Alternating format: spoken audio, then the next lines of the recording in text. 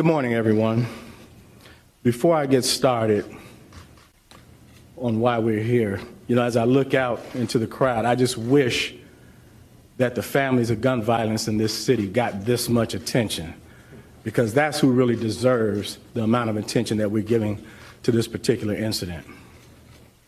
So this morning, I come to you not only as the superintendent of the Chicago Police Department, but also as a black man who spent his entire life living in the city of Chicago.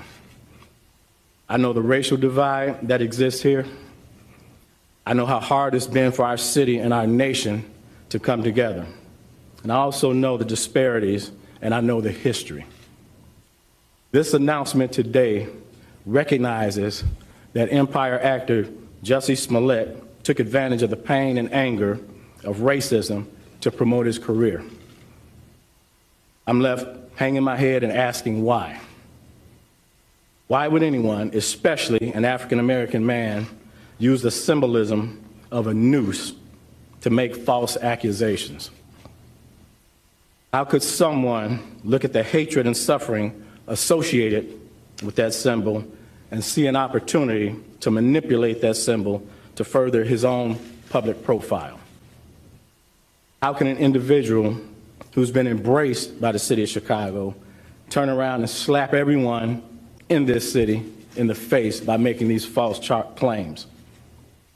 Bogus police reports cause real harm. They do harm to every legitimate victim who's in need of support by police and investigators, as well as the citizens of this city. Chicago hosts one of the largest pride parades in the world, and we're proud of that as a police department and also as a city.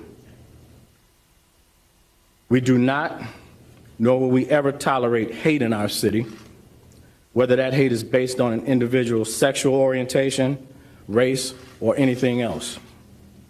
So I'm offended by what's happened, and I'm also angry.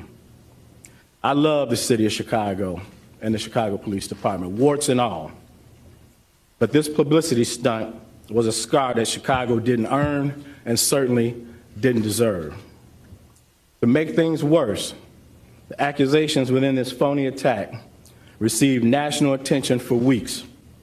Celebrities, news commentators, and even presidential candidates weighed in on something that was choreographed by an actor. First, Smollett attempted to gain attention by sending a false letter that relied on racial, homophobic, and political language. When that didn't work, Smollett paid $3,500 to stage this attack and drag Chicago's reputation through the mud in the process. And why? This stunt was orchestrated by Smollett because he was dissatisfied with his salary. So he concocted a story about being attacked. Now, our city has problems. We know that. We have problems that have affected people from all walks of life, and we know that. But to put the national spotlight on Chicago for something that is both egregious and untrue is simply shameful. I'm also concerned about what this means moving forward for hate crimes.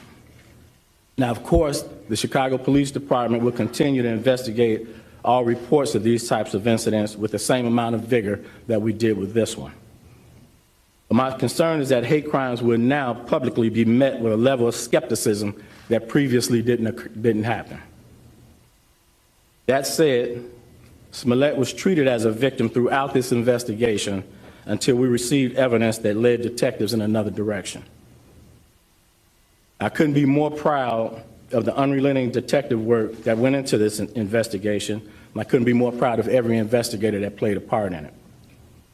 The detective work that we saw in this case is indicative of the work that our detectives do every day in this city. This case in particular involved hours of video evidence, which when combined with old-fashioned police work, uncovered the truth.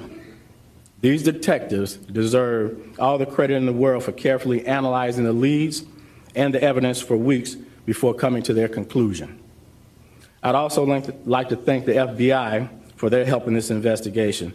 The FBI's partnership with CPD has been pivotal in this particular case. I only hope that the truth about what happened receives the same amount of attention that the hoax did. I'll continue to pray for this troubled young man who resorted to both drastic and illegal tactics to gain attention. I'll also continue to pray for our city, asking that we can move forward from this and begin to heal. And now I'd like to call up Commander Edward Watnicki, who personally led this patient and deliberate investigation, to walk everyone through how the Chicago Police Department arrived at this point.